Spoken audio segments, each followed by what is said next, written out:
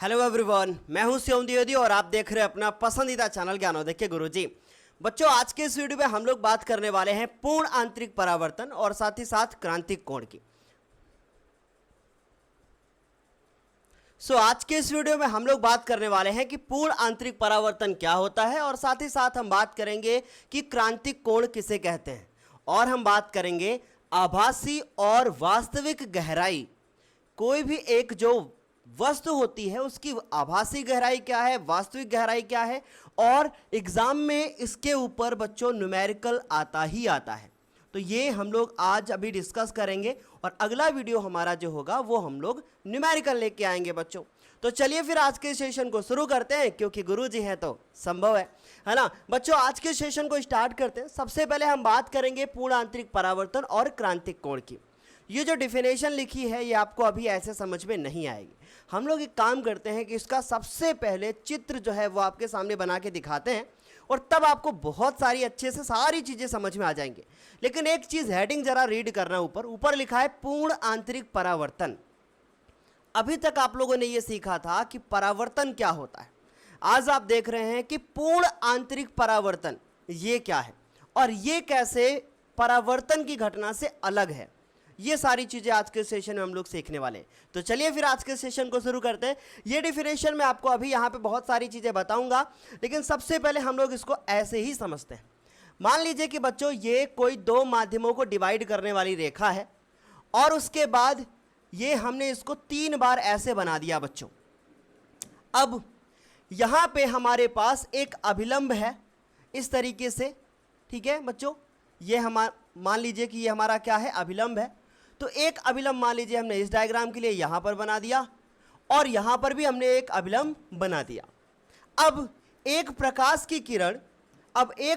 की किरण जो कि हमने बोला कि बच्चों विरल माध्यम से सघन माध्यम में आ रही है। ध्यान से मेरी बात को सुनिएगा। हमने कहा एक प्रकाश की किरण विरल माध्यम से सघन माध्यम में आ रही है, तो आपको पता है कि ये ऐसे झुक जाएगी। लेकिन हमें तो पढ़ना है पूर्ण आंतरिक परावर्तन, तो इस प्रकाश की किरण को हमें इस तरह से यहाँ लेकर जाना होगा, तब जाके कहीं परावर्तन हो पाएगा। तो इसका मतलब ये है कि पूर्ण आंतरिक परावर्तन तभी हो पाएगा जब प्रकाश की किरण सघन माध्यम से विरल में आएगी। जब विरल से सघन में आएगी तो पूर्ण आंतरिक परावर्तन कभी भी नहीं हो सकता है। तो ये बहुविकल्पी क्वेश्चन पेपर में आता है। समझ में आई इतनी बात? धीरे धीरे करके आपको सारी चीजें भी क्लियर हो जाएंगी। तो अब जो मैंने कहा था कि एक विरल से सघन में आ रही है, ऐसा नहीं पॉसिबल हो सकता है। कहां से आनी चाहिए? सघन माध्यम से बच्चों विरल माध्यम में प्रकाश की किरण आनी चाहिए। तो अब ये सघन है, ये विरल है, ये सघन है, ये विरल है, ये सघन है, ये विरल है। अब ये प्रकाश की किरण आ रही थी। आपको पता है कि अब यहां पे एक कोण बनेगा और इस कोण का नाम होगा आपतन कोण, और यहां पे एक कोण बनेगा, इस कोण का नाम होगा बच्चों कैसा? अपवर्तन कोण। बात समझ में आ गई?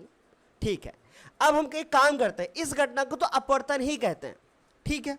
अब मैं प्रकाश की किरण में ये जो आपतन कोण यहां पे हमारा बना है अभिलंब और आपतित किरण के बीच में, इसके कोण को हम थोड़ा बढ़ाना शुरू करते हैं। ध्यान से सुनिएगा। इस आई के मान को लगातार अगर हम बढ़ाना स्टार्ट करें तो क्या होगा? अगर मैं इसको इधर लेके आऊंगा तो ये किरण ऊपर की ओर जाना शुरू करेगी। तो चलिए इस आई की वैल्यू को हम बढ़ाना शुरू करते हैं। अब हमने आई की वैल्यू को बढ़ाना शुरू किया और मुझे ऐसी घटना मिली एक कि ये जो हमारी प्रकाश की किरण थी ये बच्चों इसके ही क्या हो गई बच्चों? समांतर हो गई, या मैं कहूं इसी के ऊपर से ऐसे चली गई। तो ऐसे केस में ये हुआ कि हमने आई की वैल्यू को इतना बढ़ा दिया कि बच्चों ये जो हमारा आर का मान था वो कितना हो गया बच्चों? 90 हो गया। बात समझ में आ गई कि नहीं? बड़ा आसान है। तो यहां से मुझे यह पता चला कि जब ये आई का मान हमने बढ़ाया धीरे धीरे तो आर का मान कितना हो गया? 90। जरा ध्यान से सुनो। हमने कहा कि आई की वैल्यू को बढ़ाना शुरू करते हैं तो आर का मान 90 हो जाता है। अब जब आई का वैल्यू वो वाला, जब आर का मान 90 हो जाए तो इस आई का नाम बदलकर हम सी लिख देते हैं। क्या लिख देते हैं? सी। जहां पे ये सी जो है ये बच्चों क्या है? क्रांतिक कोण है। तो आपको बड़े आसानी से समझ में आ गया होगा कि सर क्या होता है क्रांतिक कोण। कुछ नहीं है, बड़ा आसान है कि जब अपवर्तन की घटना में आपतन कोण का मान, ध्यान से सुनिएगा, जब अपवर्तन की घटना में अपवर्तन कोण का मान 90 हो जाए तो उस आपतन कोण को हम लोग क्या कहते हैं बच्चों? क्रांतिक कोण कहते हैं। बात समझ में आ गई? इतनी आसान लगा कि जब अपवर्तन की घटना में आर का मान 90 हो जाए तो हम लोग उसको आई के मान को क्या कहते हैं? क्रांतिक कोण। अंग्रेजी में इसको कहते हैं क्रिटिकल एंगल। अब जरा रीड करना। जब प्रकाश की किरण सघन से विरल माध्यम में जाती है, ध्यान से सुनिएगा, तो ये अभिलंब से दूर झुक जाती है, या अभिलंब की ओर नहीं है, अभिलंब से दूर हट जाती है। यहां लिख लेना, इन्होंने लिखा अभिलंब से दूर झुक जाती है, सही है, लेकिन अभी झुकना आप लोग सीखे नहीं हो, है ना?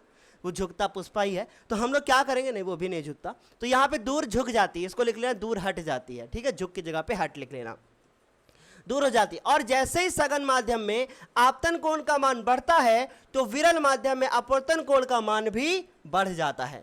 और एक ऐसी स्थिति आती है जब अपवर्तन कोण का मान 90 हो जाता है तो आपतन कोण के इस मान को हम लोग क्या कहते हैं?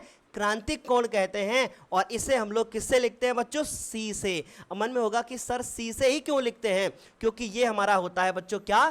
Critical angle. तो हमें समझ में आ गया होगा आप लोगों को कि बहुत आसान है कि भैया जब कोई प्रकाश की किरण सघन से विरल में आती है तो वो अभिलंब से दूर हटती जाती है, लेकिन जब हमने आपतन कोण के मान को बढ़ाना शुरू किया तो अपवर्तन कोण का मान भी बढ़ता जाता है। और एक ऐसी स्थिति आती है जब आर का मान 90 हो जाता है तो उस केस में आपतन कोण हमारा बच्चों क्रांतिक कोण कहलाता है। बड़ा आसान था, खत्म हो गया है। तो अभी इसका हम छोटा सा निगमन करेंगे।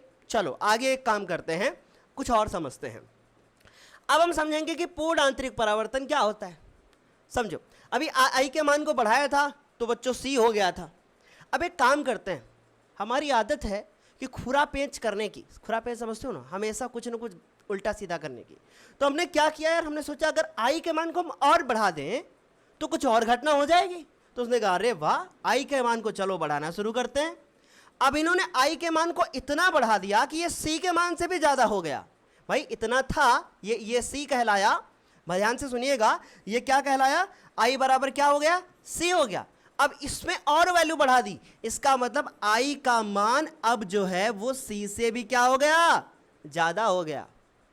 और आर का मान तो 90 से ज्यादा हो ही जाएगा, क्योंकि जब ये बढ़ेगा तो आर भी बढ़ेगा। तो यार ऐसी घटना होती है कि ये जो प्रकाश की किरण थी ये वापस से उसी माध्यम में लौट जाती है। मतलब इसको नीचे आना चाहिए था, लेकिन ये नीचे नहीं आई, ये वापस उसी माध्यम में लौट गई। यार ये तो गड़बड़ हो गया, यहां तो परावर्तन हो गया, लेकिन इसका नाम फिर पूर्ण आंतरिक परावर्तन क्यों दिया गया? मन में सवाल होगा, हम आपको बताएंगे। तो ऐसे केस में क्या होता है कि बच्चों यहां पे एक कोण बन रहा है बच्चों आई, और यहां पे जो कोण बनेगा ना ये वाला कोण अपवर्तन कोण कहलाएगा। लेकिन आप जो स्नेल का नियम पढ़ते हो उसमें एक फॉर्मूला होता है बच्चों, ध्यान से सुनना, नहीं तो आपको फिर अभी इस यहां से छोड़ के जाओगे फिर कहोगे सर ने गलत बताया। अब ध्यान से सुनो, ये जो स्नेल का नियम है 10th क्लास में आपने पढ़ा था कि ये तब तक के लिए ही वैलिड है जब तक आर का मान 90 या 90 से क्या होना चाहिए बच्चों? छोटा होना चाहिए, तब तक के लिए वैलिड है। तो इसका मतलब ये अपवर्तन कोण का मान नहीं होना चाहिए। बात समझ में आ गई कि नहीं? तो इसे हम फिर क्या कहेंगे? इसे कुछ भी नहीं कहेंगे। बात क्लियर हो गई? तो अभी अगर कोई आपको बताता है कि यह अपवर्तन कोण है तो गलत है, क्योंकि ये स्नेल का नियम तब तक के लिए वैलिड है तब जब तक के लिए आर का मान बच्चों कैसा होना चाहिए भाई? क्योंकि ये रेखा तो हमारी ऐसे ही है, और ये वैलिड होता है सिर्फ आर से जब 90 से छोटा होगा तब तक। कंफ्यूजन हो गई हो तो दिल से निकाल देना, क्योंकि ये नहीं भी सीखोगे तो कोई दिक्कत नहीं है, लेकिन फिर भी सिखाना मेरा फर्ज है, बताना मेरा फर्ज है बच्चों। ठीक है, तो उम्मीद है समझ में आया होगा। चलिए अब इतना समझ में आया। अब एक काम करते हैं, इसको भी यहीं से हटा देते हैं। अब इन्होंने बताया कि आपतन कोण के मान को और बढ़ाया तो यहां पे जो कोण बना वो कौन सा कोण बन जाएगा? आई से सी से आई का मान ज्यादा हो गया, है ना? या हम कह सकते हैं कि जब आपतन कोण का मान क्रांतिक कोण से अधिक हो जाता है तब विरल माध्यम में प्रकाश की किरण अपवर्तन नहीं होता है प्रकाश की किरण का, बल्कि संपूर्ण प्रकाश परावर्तित होकर सघन माध्यम में वापस लौट जाता है, और इसी को कहते हैं हम लोग आंतरिक परावर्तन, पूर्ण आंतरिक परावर्तन।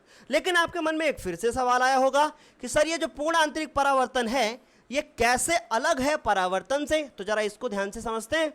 देखो, परावर्तन की घटना में यहां पे एक समतल दर्पण होता था, और पूर्ण आंतरिक में ये कांच की एक प्लेट है, या मैं बात करूं कोई दो माध्यम को डिवाइड करने वाली रेखा है, नीचे कुछ भी हो सकता है, जल भी हो सकता है और कुछ भी हो सकता है, वायु से सघन होना चाहिए, वायु से सॉरी ऊपर सघन होना चाहिए, नीचे विरल होना चाहिए, कुछ भी हो सकता है यहाँ पे ऊपर, ठीक। तो अब ये देखो, ये प्रकाश की किरण आती थी और ये उसका अधिकांश भाग उसी माध्यम में वापस लौट जाता था। अधिकांश मतलब कुछ तो भाग नीचे जाता ही होगा, कुछ तो जाता ही होगा, कुछ तो जाता ही होगा। लेकिन यहाँ पे क्या हुआ कि ये प्रकाश की किरण आई और सारा का सारा लौट गया, कुछ भी नीचे नहीं गया।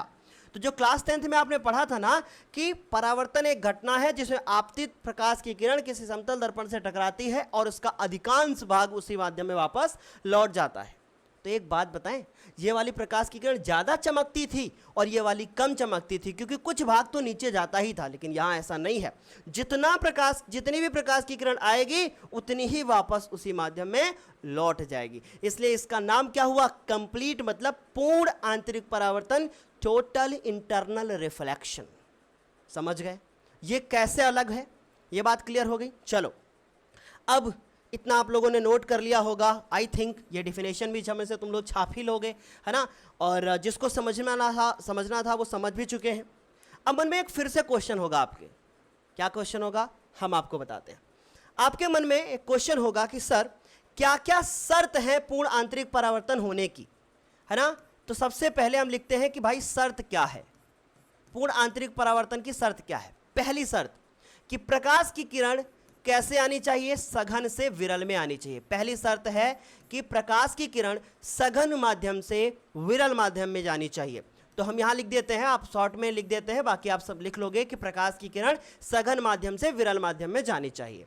यह पहली शर्त है। दूसरी शर्त यह कहती है कि जो हमारा आपतन कोण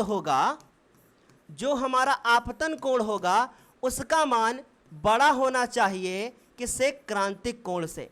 तभी ऐसा हो पाएगा, अन्यथा ऐसा नहीं हो पाएगा। बोलो, यह बात समझ में आ गई कि आपतन कोण का मान बड़ा होना चाहिए क्रांतिक कोण से। तो ये दो शर्तें हैं, तभी पूर्ण आंतरिक परावर्तन हो पाएगा। बात समझ में आ गई है। हमने पूर्ण आंतरिक परावर्तन बता दिया, हमने आपको क्रांतिक कोण बता दिया, डिफिनेशन हो चुकी है। लेकिन अभी वो चीज सर ने नहीं बताई है जो एग्जाम में आती है। अब देखते हैं, वो चीज समझते हैं। अब एक काम करते हैं सर, इसको पूरा का पूरा यहाँ से साफ करते हैं, ठीक है। और अब जो जरूरी है उसको हम लोग समझना शुरू करते हैं। देखो बच्चों, अब हम लोग क्या करते हैं, हेडिंग डालते हैं कि क्रांतिक कोण के लिए निगमन, है ना। यहाँ हेडिंग डालते हैं क्रांतिक कोण।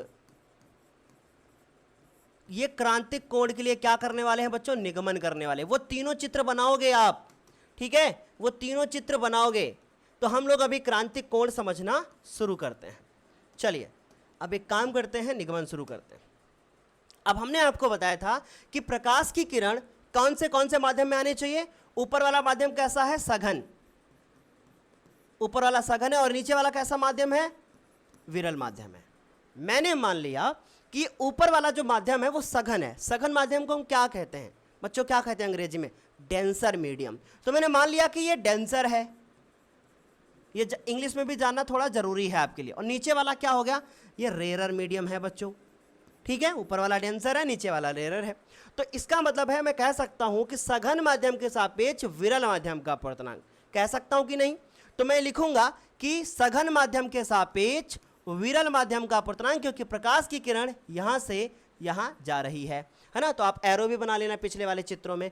तो सघन माध्यम के सापेक्ष मतलब डेंसर माध्यम के सापेक्ष बच्चों रेरर मीडियम मतलब इसका अपवर्तनांक। अब फॉर्मूला लिखेंगे साइन आई, फॉर्मूला लिखेंगे मेरे प्यारे बच्चों कि साइन आई बटे में साइन आर, ठीक है। साइन आई बटे साइन आर। जब मैं आई बनाता हूं ना तो पापा की याद आ जाती है, एन बनाता हूं तब भी पापा की याद आती है। तो साइन आई बटे साइन आर। ठीक, ये बात समझ में आ गई आप लोगों को। चलिए अब जरा ध्यान से देखो, हम लोग एक चीज जानते हैं, यहां पे आप हेडिंग डाल सकते हो कि सघन माध्यम के सापेक्ष विरल माध्यम का अपवर्तनांक। ठीक, उसके बाद लिखना। अब ध्यान से देखिएगा बच्चों, क्योंकि आई का मान हम यहां लिख देंगे कि यदि आर का मान 90 हो जाएगा तब क्या होगा, तब आई का मान सी बन जाएगा, है ना। तो हम एक काम करते हैं, इसमें लिख देते हैं साइन, और उसके बाद अब हमने लिखा आई, और आई का मान बन गया सी, और ये बन गया साइन बच्चों क्या 90 डिग्री। बात समझ में आ गई कि नहीं, आसान लगा। अब ये हमारा हो गया ए म्यू नहीं, डी म्यू एंड आर। ठीक, आगे आ जाओ। यहां से मुझे मिलेगा कि डी म्यू आर हमारे कुछ लड़कियां होंगी जो होम साइंस वाली होंगी, सॉरी होम साइंस वाले कहाँ होंगे, कुछ ऐसे बच्चे होंगे जो बायो वाले होंगे। उनको नहीं पता होगा कि साइन 90 का मान कितना होता है, तो हम बता दें कि वो मान हमारा 1 होता है साइन 90 का। तो यहां से मिलेगा हमको D mu and R is equal to sine C. अब बहुत सारे जो बच्चे रट लेते हैं कि भैया 1/म्यू बराबर 1, ऐसे रट लेते हो ना तुम लोग कि mu is equal to 1/sin C, अपवर्तनांक बराबर 1/sin सी। गलत होता है। यह तो हम कुछ और प्रूफ कर दिए, है ना। लेकिन अब हम लोग एक चीज और भी जानते हैं कि अगर हम डी म्यू आर की वैल्यू निकालें तो हम निकाल सकते हैं 1/r म्यू डी, निकाल सकते हैं भाई, ये कर सकते हैं। तो हमने यहां किया 1/r म्यू और डी। अब ये हो जाएगा साइन सी। बोलो यहां तक आप लोगों को क्लियर हो गया होगा, आई थिंक, उम्मीद है पूरा समझ में आया होगा। अब इसके बाद हम इधर करते हैं बगल में। ठीक, अब यहां से हम इसको कैंची गुड़ा करके उल्टा उल्टा कर लेते हैं, इसको उल्टा कर देते हैं, ये भी हो जाएगा। तो यहां से मिलेगा मुझे आर म्यू डी बटे 1/sin सी। अब मुझे बताओ बच्चों, क्या ये समझ में आया, क्या है समझ में आया। अब मान लो कि यदि सघन माध्यम मेरा कोई भी हो, हमने मान लिया कि कांच हो तथा विरल माध्यम वायु हो, तो अब विरल मतलब आर, रेयर मीडियम, तो हम लिख सकते हैं ए म्यू, और कांच के लिए क्या लिख सकते हैं जी, है ना। और इसके लिए हम लिख सकते हैं 1/sin सी। तो याद रखना ये फॉर्मूला हमारा होता है बच्चों। क्लियर हुआ कि जब प्रकाश की किरण सघन से विरल में जाएगी, लेकिन ये विरल माध्यम के सापेक्ष हमने सघन का अपवर्तनांक निकाला है, इसका मतलब ये सघन माध्यम का अपवर्तनांक निकाला है।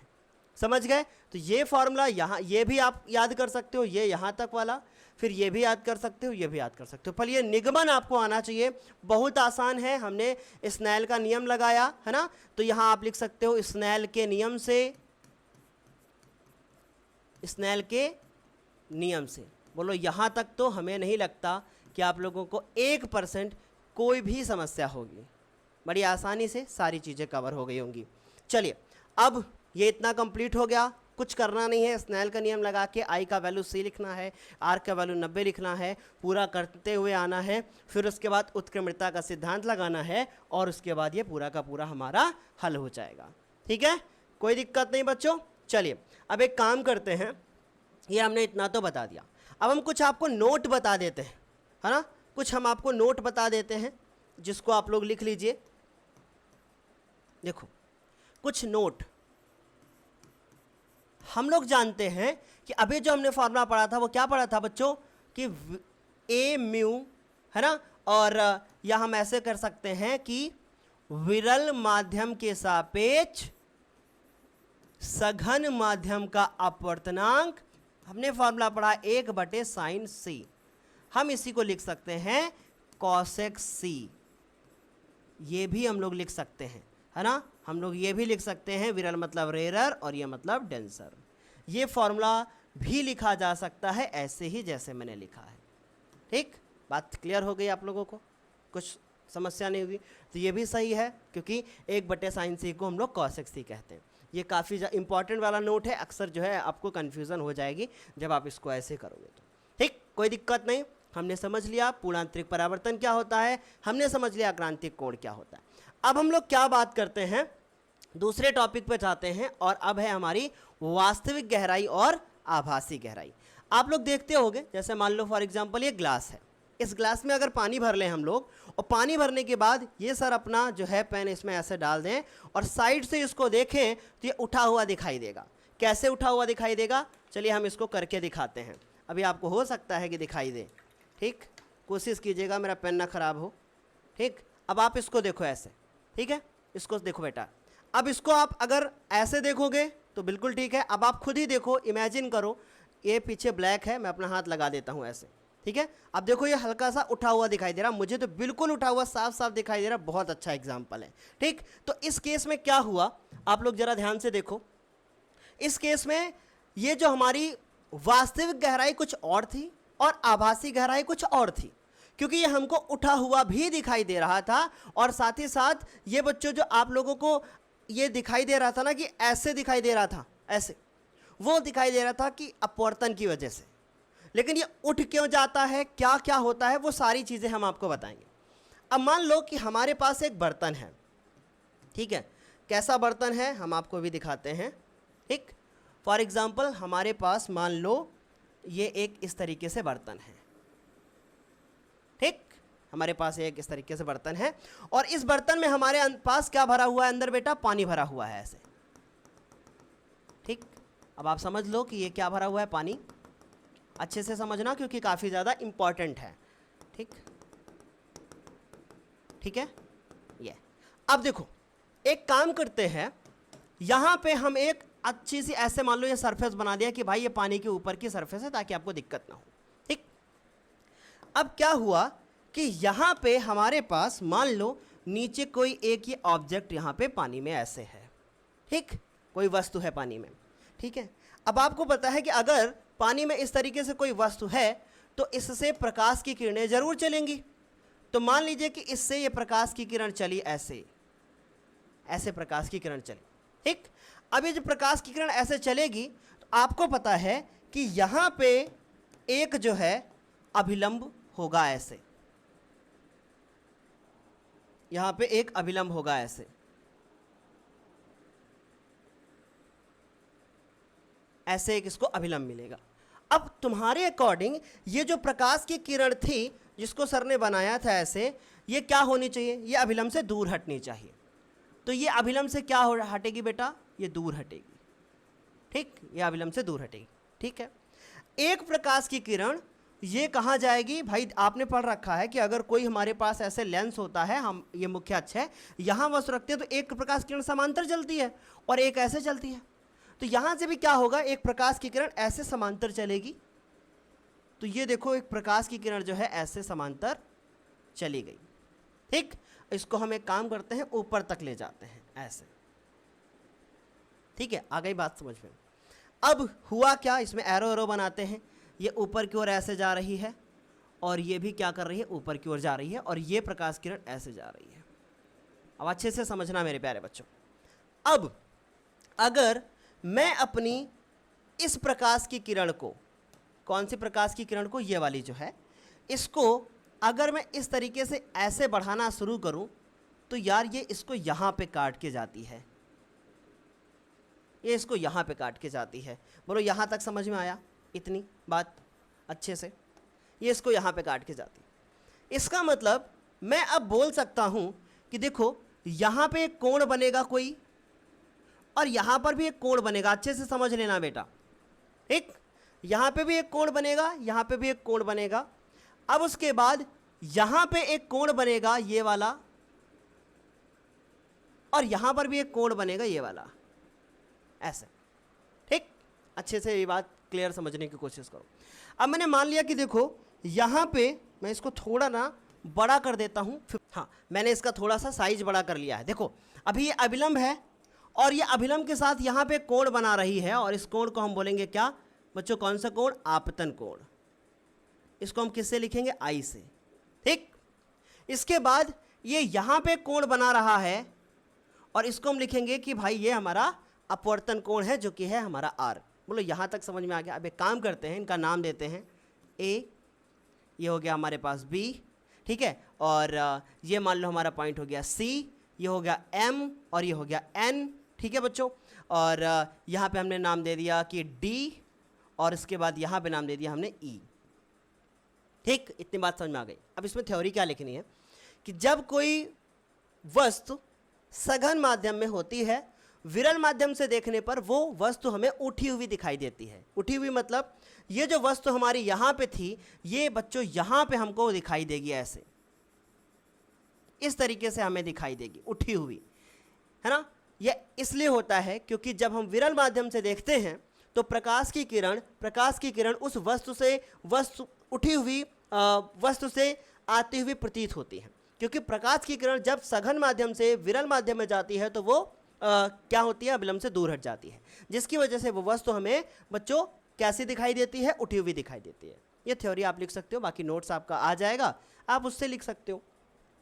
अब इसके बाद देखो, अच्छे से समझो, यहाँ पे जो ये वाली आपकी गहराई है, ये वाली गहराई, ये गहराई आपकी कोई भी गहराई नहीं है, ये दोनों के बीच का अंतर है जिसको हम कहते हैं डी, जिसको विस्थापन कहा जाता है। ऊपर से नीचे देखने पे जो ये वाली हाइट होती है, ये वाली वस्तु की, ये वाली, इसको हम बोलते हैं एच। हमने इसका नाम दे दिया कैपिटल एच, ठीक। और ये हमारी वास्तविक गहराई है और इसका हमने नाम दे दिया है बच्चों क्या, ये वाला, ठीक। ये हो गया हमारा स्मॉल एच। इसकी भी मैं आज सर्जरी ही कर रहा हूँ, ठीक। इतनी बात समझ में आ गई है। ये आभासी गहराई है, ये वास्तविक गहराई है। बात अच्छे से समझ में आ गई। चलिए अब हम इसका निगमन करते हैं और एक हम संबंध निकालेंगे इसके अपवर्तनांक का, जो भी हमारा ये माध्यम होगा, कांच है, जल है, कुछ भी है, ठीक। और एक माध्यम हमारा और इन दोनों हाइट के अनुपात के बीच में हम लोग एक संबंध निकालेंगे और साथ ही साथ इस डी का मान भी निकालेंगे। बात समझ में आ गई है, अच्छे से क्लियर आ गई है। चलो अब हम सबसे पहले हम लिखेंगे कि बच्चों एक फॉर्मूला होता है और वो फॉर्मूला होता है बच्चों क्या, mu is equal to sine I बटे साइन आर। ये एक फॉर्मूला होता है। अब मैं काम क्या करूंगा, इस आई और आर के मान को ज्ञात करने की कोशिश करूंगा।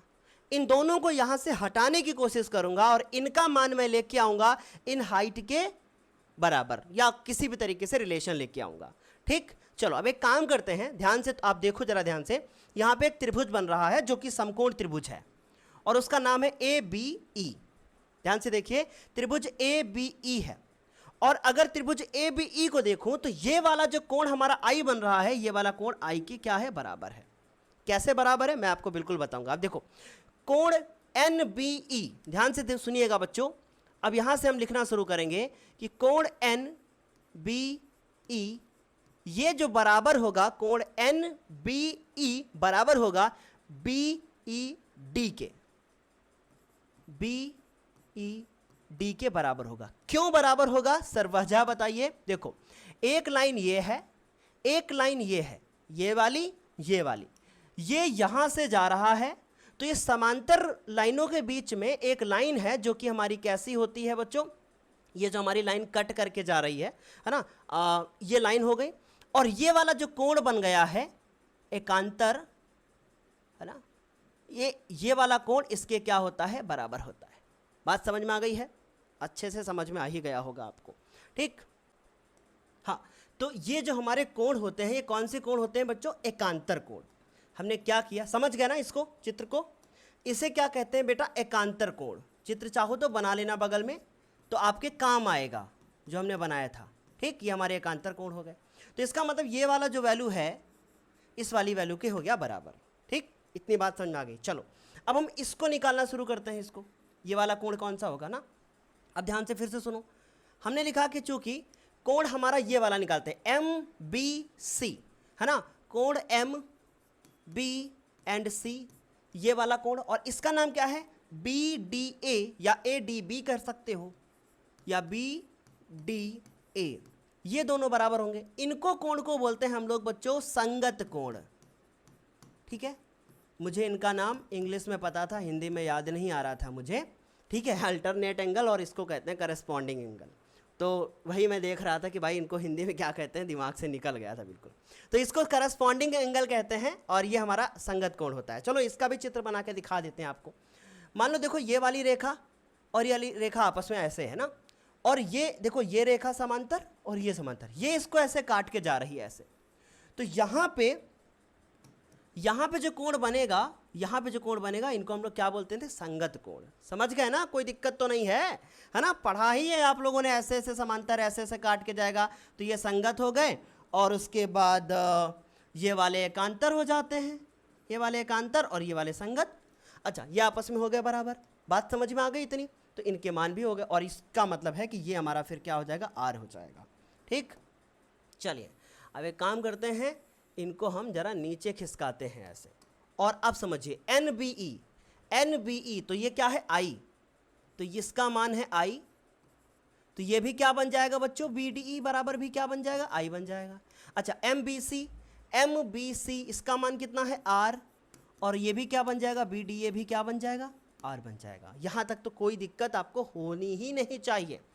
अब हम लोग त्रिभुज ABE लिखेंगे और इसमें I का मान निकालेंगे। ठीक, इसको हम साफ कर रहे हैं क्योंकि ये बार बार आपको दिक्कत कर रहा है मुझे। तो अब हम यहाँ लिखेंगे कि त्रिभुज ABE में ये कैसा है, समकोण है। ये कैसा है, समकोण है। ठीक है, कैसा है बच्चों, समकोण।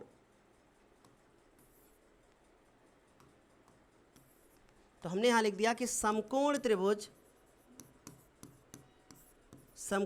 ABE में, चित्र देखते जाइए। अगर हम उसको देखेंगे तो देखो ऐसे बन रहा है त्रिभुज, है ना। आप लोगों को पता है कि हम जब त्रिभुज की बात आती है तो हमारे दिल और दिमाग में आग जल जाती है, 10th में आपने पढ़ा ही था। ये कोण I हो गया, ये 90 है, इसका मान है A, इसका मान है बच्चों B और इसका मान है E, है ना। अब अगर मैं इसमें साइन I का वैल्यू निकालना चाहूँगा तो क्या आएगा बोलो, साइन I बराबर, भाई लंब हो जाएगा AB और कण हो जाएगा BE, और ये बन गया हमारा समीकरण नंबर क्या, 1। बात समझ में आ गई। चलो अब हम क्या करते हैं, इसी प्रकार समकोण त्रिभुज, अब इसका ABD देखेंगे, ABD में, ठीक, ABD में। अब हमने लिखा कि साइन R बराबर, अब क्या लिखेंगे, फिर से त्रिभुज बनाते हैं। ठीक, ये A है, ये B है, ये D है, ये R है। अब ये क्या लिखेंगे, साइन R बराबर, भाई ये लंब, और इसके बाद ये लिखेंगे BD, तो इसका मतलब AB, और बटे में क्या लिखेंगे, B से लेकर D तक, और ये हो गया समीकरण नंबर क्या, 2। बोलो यहाँ तक तो कोई दिक्कत नहीं हुई आप लोगों को, आसानी से ये बात समझ में आ गई काफ़ी अच्छी तरीके से। अब हम लोग क्या करेंगे, स्नेल का नियम लगाएंगे। ठीक, तो हम नए पेज पे जाते हैं। अब हम यहाँ लिखेंगे कि स्नेल के नियम से, बेटा ये काफ़ी इंपॉर्टेंट है, क्वेश्चन आता है, अगर आप इसको नहीं अच्छे से पढ़ोगे तो दिक्कत होगी। स्नेल के नियम से अब हम लोग लिखेंगे कि भैया अपवर्तनांक बराबर साइन I बटे साइन R। ठीक, अब देखो यहाँ पे हम सापेक्ष सापेक्ष लिखेंगे। प्रकाश की किरण जल से कहाँ जा रही है, यहाँ पे, तो जल नहीं लिखता हूँ मैं, माध्यम लिख देता हूँ क्योंकि कुछ भी हो सकता है। ठीक, कोई दूसरा लिक्विड हो गया तो हम इसको माध्यम मान लेंगे। माध्यम के सापेक्ष वायु का अपवर्तनांक, क्योंकि ये ऊपर जा रही है। तो हम यहाँ आए और हमने लिखा कि सर माध्यम के सापेक्ष वायु का अपवर्तनांक, ये हमने लिख दिया। साइन I का वैल्यू रखा जो कि है AB बटे BE और AB बटे BD। ठीक, हमने क्या लिखा, AB बटे BE, और इसके बाद सही से लिख देते हैं यार, है ना, AB बटे BE पूरा का बटा AB बटे BD। ठीक, अब ध्यान से देखो, ये इससे जाएगा कट, ठीक है, ये इससे जो है वो कट जाएगा। अच्छा, कटने के बाद क्या बचेगा, 1 बटे BE 1 बटे BD, तो BD ऊपर जाएगा, ये हो गया BD और नीचे हो गया क्या BE। यहाँ साथ में ये चाचा जी चलते हुए आ रहे हैं। अब ध्यान से देखो जरा, BD कौन है? ये BD है और ये BE है, लेकिन हमें चाहिए तो ये वाली दूरी। तो एक काम करते हैं, थोड़ा सोचते हैं। हमने एक ऐसे त्रिभुज बनाया, ये ऐसे, और इसका नाम था A, इसका नाम था B और इसका नाम था E, जैसे कि इसमें है A, B और E। एक चीज तुम सोच के ये देखो कि अगर ये A से लेकर B तक बहुत ज़्यादा क्लोज हो, कुछ ऐसे ऐसे क्लोज हो, तो ये वाली जो दूरी है, ये वाली दूरी आपस में बराबर हो जाएगी। हो जाएगी कि नहीं हो जाएगी बताओ? बिल्कुल हो जाएगी। ऐसे ही अगर यहाँ पे पॉइंट D हो, ये बहुत ज़्यादा पास हो, तो इसका मतलब है ये वाली दूरी इसके बराबर हो जाएगी। हो जाएगी कि नहीं हो जाएगी? बिल्कुल हो जाएगी। तो अब मैं क्या करूँगा कि लिखूँगा कि यदि बिंदु A व B, नहीं समझ में आई ये बात तो भी मैं पीछे चित्र दिखाता हूँ। मैंने कहा कि A और B दोनों बहुत पास पास हैं, तो मैंने लिखा कि बिंदु A व B बहुत पास हो,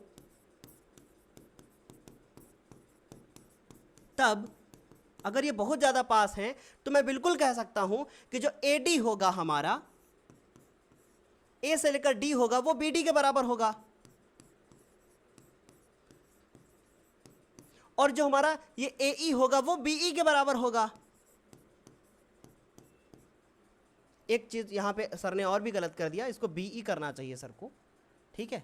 ये सब मिस्टेक हो जाता है, बट जब तक पूरा ना हो जाए तब तक ये गलत मुझको ना कहना, ठीक है? तो ये BE हो गया और BE हमारा AE का बराबर हो गया, क्योंकि ये निगमन होते हैं, इसमें मैं अगर कुछ ऊपर नीचे हो भी जाएगा तो लास्ट में पता ही चल जाएगा। फिर ये बात समझ आ गई, इसको मिटाते हैं।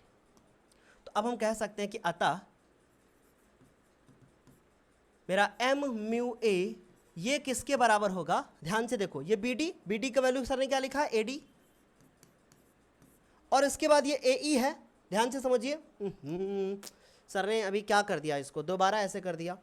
AE किसके बराबर होगा सर?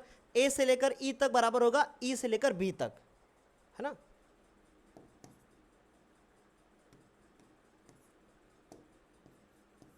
B से लेकर E तक, इसका मतलब B जो था वो AE के बराबर होगा, और जो AD था वो BD के बराबर होगा। बस करना क्या है, A को B करना है और A को B करना है, ठीक? तो ये हो गया BD और ये हो गया AE, ठीक? इतनी बात समझ में आ गई। चलो अब इस चित्र को देखो, AD तुम्हारा क्या है? H, और ये भी क्या है? H। बात समझ में आ गई? तो हमने क्या लिखा? AD बराबर स्मॉल h और AE बराबर कैपिटल H। स्मॉल h और ये कैपिटल H, और ये बन गया M/μA। हो गया। अब ये क्या है? कौन सी गहराई है? ये आभासी गहराई है। ये कौन सी गहराई है? आभासी गहराई है। और ये कौन सी गहराई है? वास्तविक गहराई है, ठीक? और ये क्या है? M/μA है। अच्छा, मैं इसको A/μM अगर कर दूं तो ये पलट जाएंगे ऊपर नीचे। जैसे हमने अभी इसको A/μM करेंगे ना, तो ये 1/A/μM आएगा, फिर मैं उसको पलटूंगा जैसे भी पीछे किया, है ना? तो यहां पे हो जाएगा वास्तविक गहराई ऊपर, और नीचे हो जाएगा आभासी गहराई। बात समझ में आ गई? तो अब मैं कर क्या रहा था? मैं फॉर्मूला निकाल रहा था आभासी गहराई का। तो मैं कह सकता हूं कि आभासी गहराई बराबर वास्तविक गहराई। ध्यान से सुनिएगा मेरी बात। और उसके बाद ये नीचे हमने लिखा बच्चों कौन सा? A/μM। याद रखिएगा, जो इसके पहले मैंने फॉर्मूला भी प्रूफ किया था, जो साइन C वाला है ना, 1/sin C, वहाँ पर भी वायु पहले था, माध्यम बाद में था, मतलब विरल के सापेक्ष सघन है। तो बेसिक जो जितने भी फॉर्मूले होते हैं वो विरल माध्यम के सापेक्ष सघन माध्यम के अपूर्णांक वाले ही निकाले जाते हैं। इसीलिए विरल माध्यम के सापेक्ष ये सघन माध्यम का अपूर्णांक है, क्योंकि विरल वाला तो वायु है, उसका अपूर्णांक तुम्हें पता ही है कि 1 होगा, और माध्यम का तुम्हें निकालना है। समझ गए? इतनी बात आसान लगा? कुछ नहीं है इसमें। यहाँ तक हम लोगों ने इतना जो है वो कंप्लीट कर लिया। चलो अब एक काम करते हैं, ये सारी चीज़ें तो हो गई हैं। आपको मैं फिर से बता दूं किया क्या मैंने। अगर आपको नहीं समझ में आया है तो पीछे बैक करके थोड़ा सा स्पीड से आप देख लेना, आपको सारी चीज़ें फिर से आ जाएंगी। पर मैं बताता हूं क्या किया। चित्र जिसको समझ में आ गया समझ लो सारी चीज़ें आ गई। चित्र बनाया, फिर ये वाला वैल्यू इसके बराबर दिखाया, ये वाला वैल्यू इसके बराबर दिखाया, साइन आई बटे साइन आर का फॉर्मूला लगाया, और बाद में हमने बता दिया ये बिंदु बहुत पास है, और जब पास है तो वैल्यू चेंज कर दिया, इनमें के बीच में रिलेशन निकाल लिया। आसान था। लेकिन हम ये निकालेंगे कि ये विस्थापन कितना होगा, ये निकालने की कोशिश करते हैं हम डी का वैल्यू। तो अब एक काम करते हैं, इसी में जो है हम पूरा ऐसे साफ करते हैं, ठीक, और क्योंकि नहीं तो फिर नए पेज पे मुझे जाना पड़ेगा। देखो अब हम लोग क्या निकालेंगे, विस्थापन, और ये विस्थापन क्या है, डी। कैसे निकलेगा, अगर ये वास्तविक गहराई में मैं आभासी गहराई को घटा दूं तो निकल आएगा। अच्छा, वास्तविक गहराई कितनी है, कैपिटल एच, आभासी गहराई कितनी है, स्मॉल एच।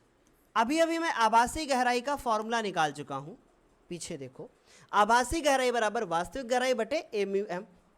तो मैं यहां लिखूंगा कि भैया आभासी गहराई बराबर वास्तविक गहराई बटे ए म्यू एम।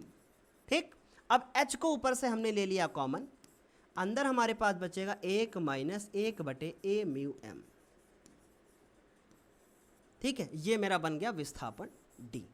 ये सब जो आपके पेपर में क्वेश्चन आते हैं, एनसीईआरटी में दिया हुआ है, उठा के प्लीज़ एक बार चेक कर लेना, क्योंकि ये सब आपके लिए काफ़ी ज़्यादा हेल्पफुल होगा, काम आएगा, पेपर में करना ही है।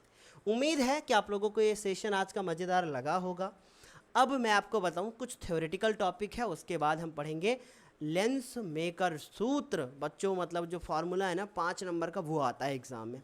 और फिर हम लोग वो पढ़ेंगे पूर्ण आंतरिक जो परावर्तन हैं उनके कुछ ऐसे अनुप्रयोग कि भाई जैसे आपने देखा होगा रेगिस्तान होता है ना, रेगिस्तान में या रोड, रेगिस्तान तो तुम मान लो नहीं गए होगे, बहुत सारे लोग नहीं गए होंगे, तुम देखते हो रोड पे जब चलते हो तो पानी भरा हुआ दिखाई देता है कुछ दूरी पर, या जो हमारी डामर रोड होती है काली वाली, उसमें जब चलते हो तो कुछ दूर पे तुम्हें पानी भरा हुआ दिखाई देता है। ऐसा क्यों होता है, पूर्ण आंतरिक परावर्तन के कारण होता है। क्या क्या होता है, वो सारी चीज़ें हम लोग अपने आने वाले सेशंस में डिस्कस करेंगे। ठीक है, तो हमें उम्मीद है ये सेशन आपको काफ़ी अच्छा लगा होगा, समझ में आया होगा। अगले सेशन में हम आपको उसके अनुप्रयोग बताने की कोशिश करेंगे, फिर उसके बाद हम न्यूमेरिकल सेशन लाएंगे। ठीक है, तो चलिए फिर आज के लिए इतना ही, तब तक के लिए बाय बाय, टेक केयर, मेहनत करते रहो, क्योंकि उसके सिवा कुछ है नहीं। आज के सेशन में जितना पढ़ाया है नोट्स आपको हमारे टेलीग्राम चैनल पर मिल जाएगा। अगर आप हमारे रेगुलर स्टूडेंट हैं तो आप डेली अपना नोट्स बनाते रहें। ठीक है, अपना नोट्स बनाते रहें। मैं पूरी कोशिश होगी कि इसी महीने में ये चैप्टर मैं पूरा आपका फिनिश कर दूँ। ठीक, चलिए फिर आज के लिए इतना ही, तब तक के लिए bye bye, take care, thank you so much, मेहनत करते रहो, इसके सिवा कुछ नहीं, बाय।